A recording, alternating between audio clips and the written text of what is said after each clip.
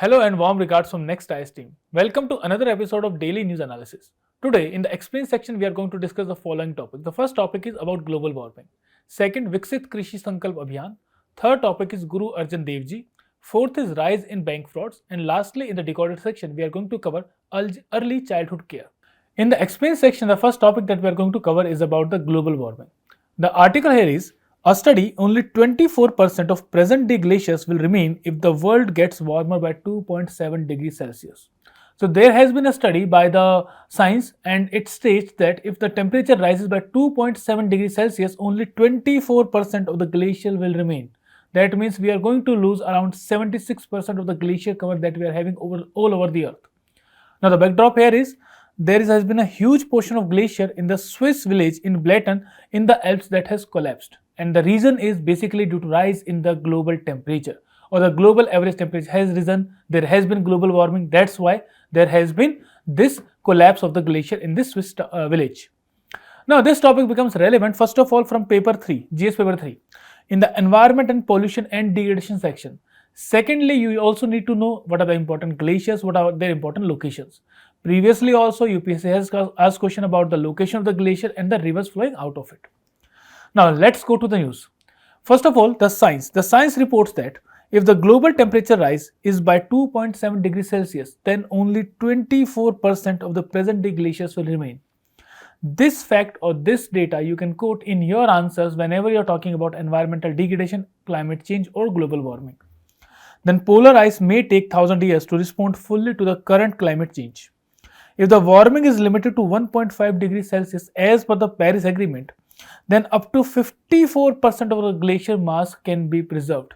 It means to say, still if we are able to control the global temperature rise by 1.5 degrees Celsius, still we will be losing 46% of the glacial mass and we will be able to conserve 54% of the glacial mass. Next, if the warming stops today, 39% of the glacial mass will be lost. That means we will be left with 61% glacial mass or ice mass in the glaciers. Sea level would rise by 113 millimeters. Now these are the data and figures that can be used in your mains answers with respect to climate change or global warming. Next we come to is the more data about individual glaciers. For example, in Scandinavia, if the temperature rises by 2 degrees Celsius, then there will be no glacier left in that area. I hope you know about the Scandinavian region. That is the Norway, Sweden. These are the regions of the Scandinavian countries. Second is the Rockies. It is the mountain chain of the North America, US and Canada, extending up to Mexico. So if the temperature rises by 1 degree Celsius, 50% of the glacial mass will be lost. And if the temperature rises by 2 degrees Celsius, then only 15% of the glacier will remain in the Rockies. That means 85% of the glaciers will be lost. Then European Alps, 50% will be lost and only 10 to 15% will remain if the temperature rises 2 degrees Celsius. With respect to Hindu Kush mountains, a temperature rise of 2 degrees Celsius is going to reduce the glacial mass by 75%. That means only 25% will remain. And lastly, if we talk about the India or the Southeast Asia, the western region, that is the Himalayas. So with the rise of 1 degree Celsius, we are going to lose 5% of the glacial mass that we are having. Now next thing is, what will be the impact of the glaciers on India? For example, if we are losing glaciers in India and the Himalayas itself, we are having major river sources from these glaciers itself. Ganga, Indus, Brahmaputra, they all rise from Himalayas from the glaciers. For example, Ganga from Gangotri Glacier. Indus also comes out from the Karakoram range near the Kailash Mansarovar. Then Brahmaputra river also rises from the Mansarovar lake. So these rivers are going to be affected if we are going to lose the glaciers. Secondly, it is going to affect the livelihood of millions of the people who are residing in the northern plains. A lot of population is concentrated in the plains of Indus, Ganga and Brahmaputra. Take the case of UP itself. It is the whole UP is settled around the Ganga river. If the glaciers of the Ganga river are lost, then this population of the Uttar Pradesh or Bihar or West Bengal will be affected by the scarcity of the water. Then something about the recent developments. UN has declared 2025 as the International Year of Glacier Preservation. This fact becomes important from the prelims or objective to question point of view. Secondly, March 21 from this year, that is from 2025, March 21 will be celebrated as the World Day of Glacier. So we are now going to have a World Day of Glacier as well. Next is, what is the significance of the glacier? First of all, it is a source of fresh water. Glacial ice melts, it provides water to the rivers, and it is the main source of the fresh water, potable water for the people residing in the downstream. So Ganga, Indus, Brahmaputra, all these habitations are around these rivers which are fed by the glaciers. And these rivers are rivers which are flowing throughout the year.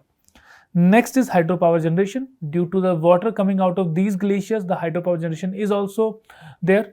And if these glaciers melt out, then the countries like Norway, Canada, New Zealand, they are going to be affected by the decreased hydropower potential of these rivers because there is lack of water flow. Then climate regulation, that is also very important function of glacier. These are known as Earth's air conditioners. They influence weather patterns and global climate systems like jet streams, etc. Secondly, the ice have a very high albedo. So glaciers are also having a very high albedo. So they play a very important role in maintaining the global average temperature of the world.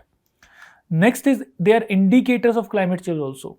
They are very susceptible to the global warming, that is a temperature rise. So they becomes very good indicators of climate change as well.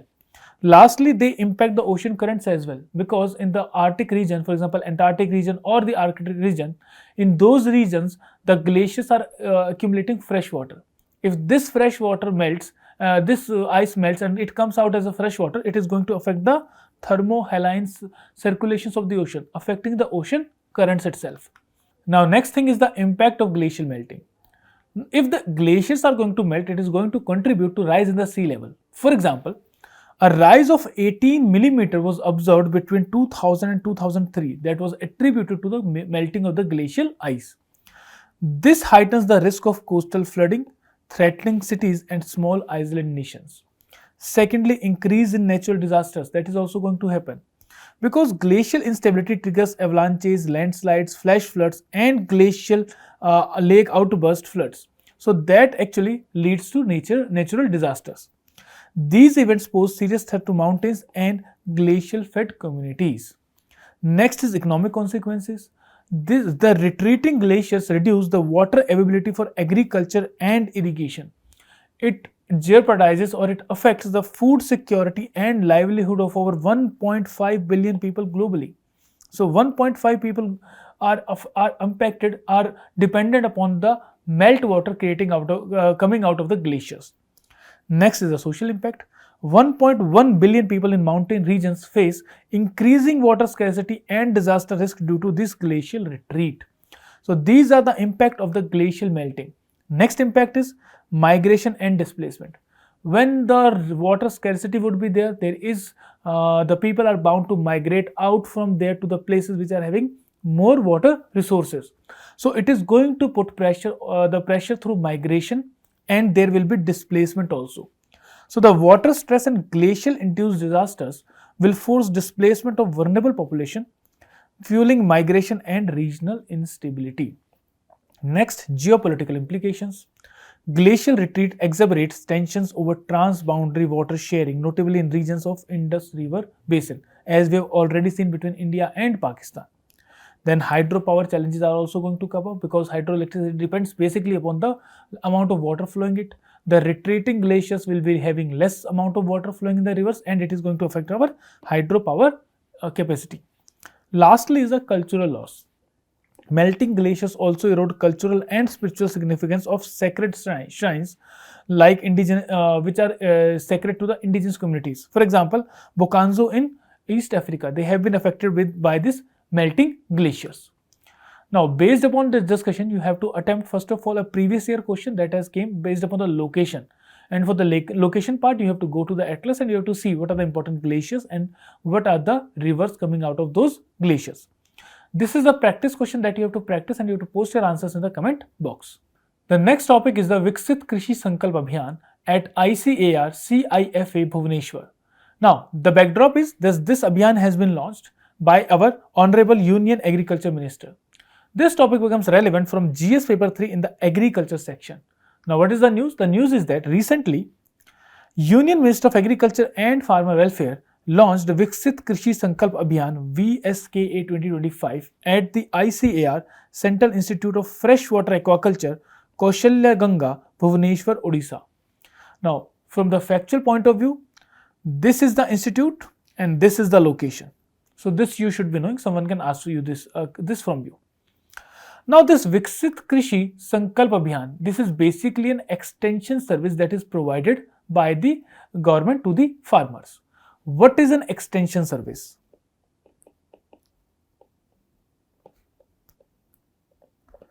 Extension service simply means that scientists, the agriculture scientists are actually doing research. Now this research has to be taken to the fields as well for their practical application. Now when a scientist, whatever research that scientist or that group of scientists or that institute has done, now when this research is taken to the farmers, those services are known as extension services. We might be developing new seeds, we might be developing new type of agriculture practices, we might be developing new type of fertilizers. But if those techniques that have been developed, if they are not being taken to the farmers, then those all developments in the agriculture becomes null and void. So extension services become important here. Under this extension service itself, this Abhiyan has been run by the government. Now, this Abhiyan, the duration will be 29th May to 12th June 2025 and it will be run across 700 plus districts in India.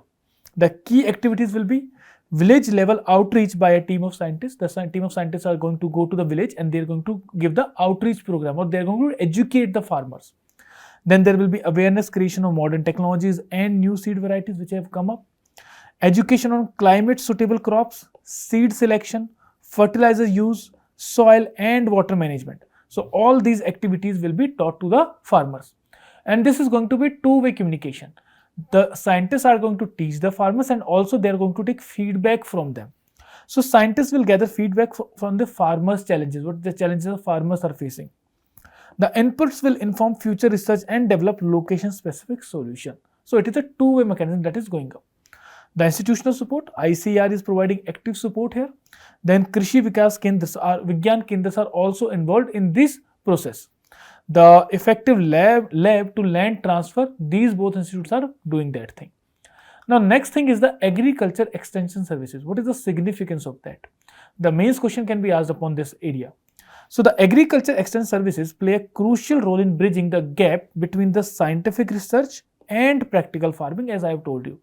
Whatever we are developing in the labs, that development has to be taken up to the farms so that it can be replicated, farmers can get benefit out of that. So for bridging that gap, the extension services or agriculture extension services becomes important. So the first significance is technology transfer to the farmers, disseminating the latest agriculture innovations, seed varieties and techniques to the farmer. Second, help farmers adopt modern practices to improve productivity and sustainability. Thirdly, farmer education and awareness about what? About crop selection, pest control, soil health, water management. So these areas, that is crop selection, pest control, soil health, water management, all these education regarding all these activities will be provided to the farmers.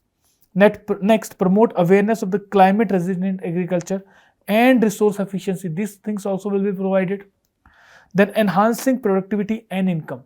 So the scientists are going to help the farmers to optimize the input use and reduce the losses. Also, they are going to teach them about the income diversification through allied activities like dairy, poultry, etc. Next is customized local specific advice. Offer tailored recommendations based on local agroclimatic condition, because every agroclimatic condition is suitable for a particular crop, and that crop actually grows at an optimal level in that particular situation.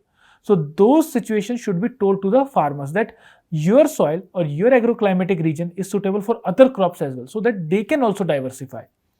Then help farmers make informed choices for their specific region and needs. Then feedback loop for research. Act as a channel for farmer feedback to research institutions. The inform about the adaptive research and policy formulation based upon the ground realities. So these feedback loops also become important. The scientists are also gathering whatever research they are doing, they're gathering inputs from there, the challenges that the farmers are facing, or whatever they have told, what has been the output of that. So that feedback loop is also developed through this extension services. Next is empowering marginal and small farmers. Focus on inclusivity, bringing modern practices to small landholders and who are often left behind. Then help reduce information asymmetry and market exploitation. So these services are also provided through extension services. Lastly, disaster and risk management, an important part. The farmers will be educated on climate risk, crop insurance, and contingency plans, so that they are in a better position to deal with natural disasters or any kind of risk that they can encounter. It will play a key role in drought, floods, and pest outbreaks. In essence, extension services are vital for sustainable agriculture, food security, improving livelihood of the rural communities. Now, based upon the discussion, you have to attempt the MCQ and post your answers in the comment box. The third topic in the explain section is about Guru Arjun Dev Ji.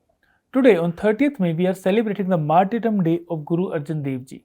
This topic becomes relevant from GS paper 1 in the art and culture section. Now, Guru Arjun Dev Ji was the first martyr in Sikhism. He was born on 15th April 1563 to Guru Ram Das Ji and Mata Bhani. And during the time of Jahangir, he was killed. So Jahangir, who came to power in 1605, got killed Guru Arjun Dev Ji in 1606. So within an year, he got him killed. Now, what are the significant contributions of Guru Arjun Dev Ji? Guru Arjun Dev Ji is a very important and prominent figure in Sikhism. He has given a lot to the nation as well as lot to our culture and to our society. First of all, he compiled Adi Granth. Guru Arjan Dev Ji compiled the Adi Granth, the foundational scripture of Sikhism, which later on became Guru Granth Sahib. Then he was one of the prominent forces in the construction of Harminder Sahib, that is the Golden Temple, the most sacred place for Sikhism. He completed Shri Darbar Sahib Golden Temple in Amritsar and established a spiritual and cultural center for Sikhs there. Third, he was the founder of Sikh towns, that is founder of Taran Taran Sahib, and contributed to the development of the Kartarpur and Jalandhar as the Sikh centers. Next, he was very much important. He played a very important role in strengthening the Sikh institutions. He reorganized the Masand system to streamline community leadership and encourage practice of Dashwant, that is donating 1/10 of the income.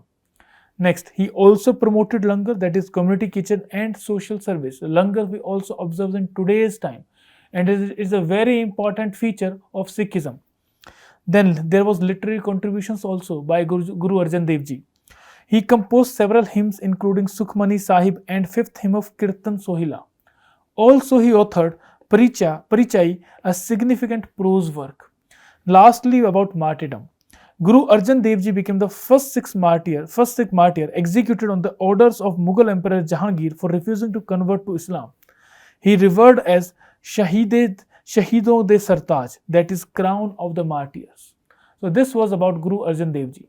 Now based upon the discussion, please attempt the MCQ and post your answers in the comment box. The fourth topic in the explain section is about the bank frauds. Bank fraud amount jumps by 3 times to 36,014 crores in financial year 25, a report by RBI. RBI's annual report of 24-25 has revealed this data. Now this topic is relevant from GS paper 3 in the banking section. Now what does the report say? The report says that there has been a surge in the bank frauds in financial year 2025. What are the surge? In 2024, the total amount of fraud was 12,230 crores. Now it has increased to 36,014 crores. So there is a 3 times increase in the amount of the frauds that have happened. The value of the fraud amount is 3 times. Now the number of frauds have actually declined. It was 36,060 in financial year 24 and it has declined to 23,953. So both the data are actually conflicting. How the number of frauds are declining, however, the amount or the value of the fraud is increasing. Now this has happened why? Because 122 previously withdrawn cases have now been again inculcated, and that has happened due to the Supreme Court's judgment of March 2023. And the amount of frauds which this 122 cases were there, the amount was 18,674 crores.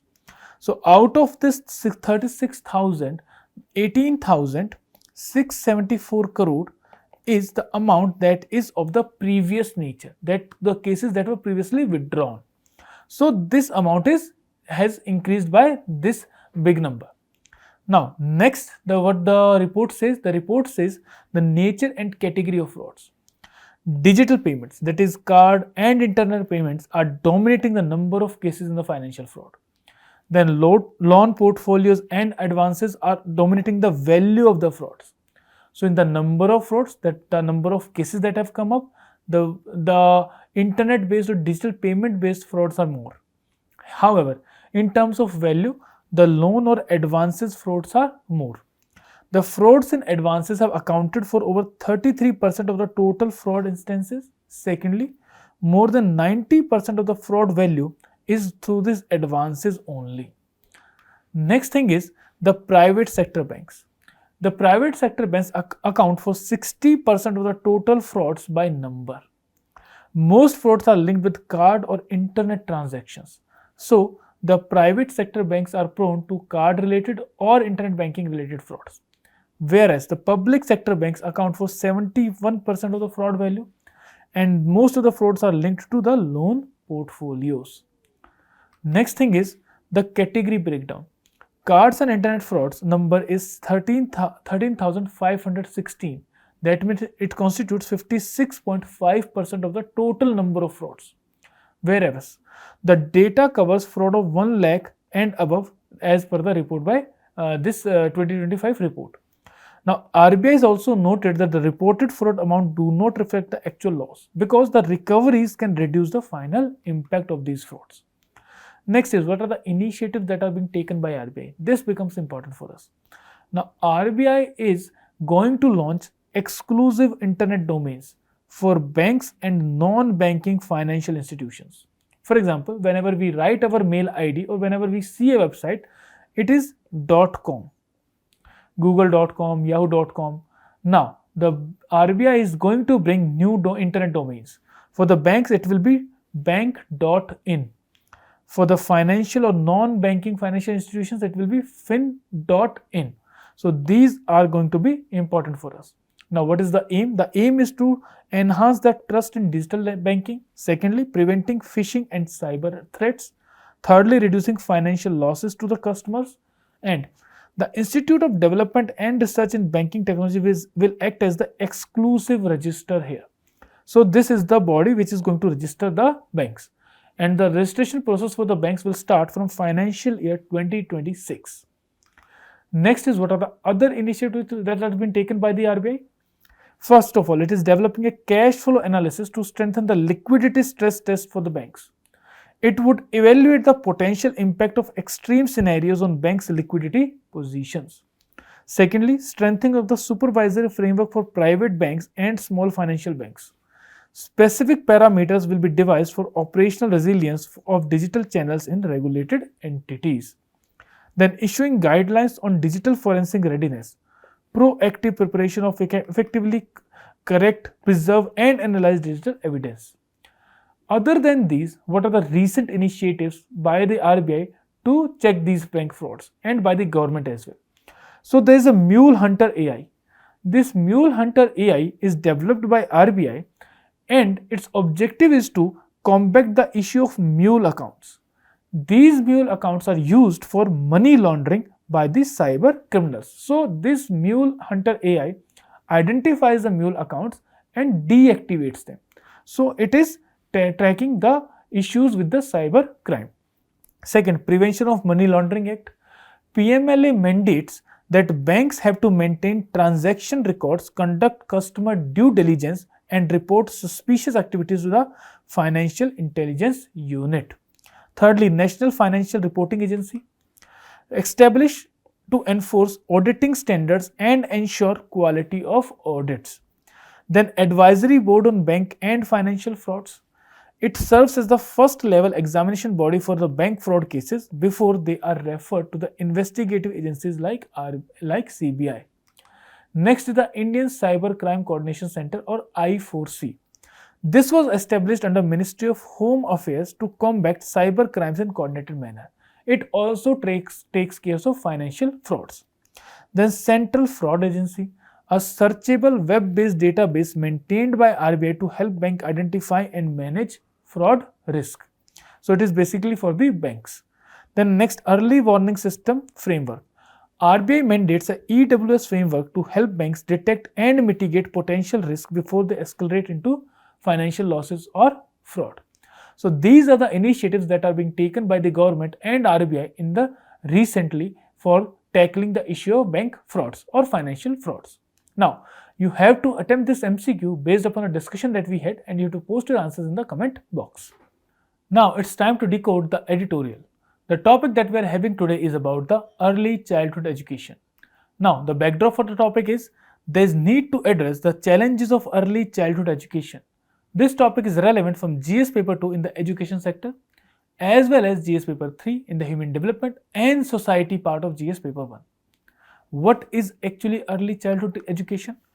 Early childhood education refers to the formal and informal education programs designed to support the growth and development for the children of the age group 0 to 8 years. So 0 to 8 years covers our early childhood. So the education for this group comes under early childhood education.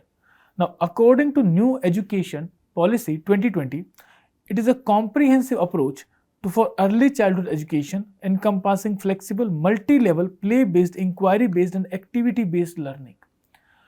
There are basically 4 pillars for early childhood education. These are, first one is care and protection, providing a safe and nurturing environment. Then health, nutrition and hygiene, ensuring physical well-being through proper care. Then early learning, fostering cognitive growth through educational activities. And lastly, early stimulations, increasing sensory and cognitive development. Now, if we see India's condition with respect to that, we find that only 15% of the pre-primary children could match basic objects, a skill essential for letter recognition in class 1. Only 30% could identify larger and small numbers, which is foundation for the arithmetics. So if we see, the majority of our children are not school ready. That is a grave situation for us. We are going to see that. Why? Because the significance of ECCE, that is early childhood care education, is very, very high. First of all, it is important for critical brain development. 85% of the brain growth happens before age 6. Quality ECC will boost long-term learnings and home ownership. Then holistic growth, support physical, cognitive, emotional, social and ethical development. That is one of the important significances of ECCE. Then third is school readiness. Working upon ECCE improves the early learning, reduces dropouts and enhancing future academic outcomes of the students. Then one study by Heckman, he gave a Heckman curve. He stated that every dollar invested in early childhood education yields a range of $7 to $12. That means the maximum benefit that we get is by focusing upon preschool programs. The last is the job training. So if we are investing more on the preschool, then we are getting more benefits. That was stated by this Heckman curve. The next significance is it promotes equity. Especially it is vital for the disadvantaged children. It helps us in bridging the gap in the early learning of the child. Then lastly is economical and social benefits. It strengthens human capital, fosters gender equality, reduces social cost and builds cohesive communities. Now, what are the challenges with respect to early childhood care and education in the country? First of all, this sector is almost neglected. Most of the children skip the foundation years. 25% of the 5-year-old directly join class 1. Secondly, there is shortage of trained teachers also. only 9% of the pre-primary schools have dedicated ECCE children, that is early childhood care and education teachers. Then limited instruction time is there. An Anganwadi worker gets only 30 minutes on daily basis to spend upon preschool learning versus the recommended time is 2 hours. So that is another fall. Then the high and low enrollment and low support is there. 5.5 crore children are attending Anganwadis. However, the support remains minimal. As we have seen, only 38 minutes are being given per day on one child, and the stipulated time is 2 hours per day. Then the funding aspect is another one. There's low funding to this area. If we talk about a per child basis, rupees 1263 per child is spent annually upon the early childhood care and education. Whereas if we talk about the school education, it is 37,000 rupees. So it is almost 35 to 36 times that is being spent on the school education as compared to the early childhood care and education. Then there is poor monitoring also. One supervisor oversees 282 Anganwadis, and it hinders the effective quality control. It's for the namesake only, on the paper itself only, not practically. It is not possible to have oversight of these large number of Anganwadis. Now, the National New Education Policy has stated some initiatives.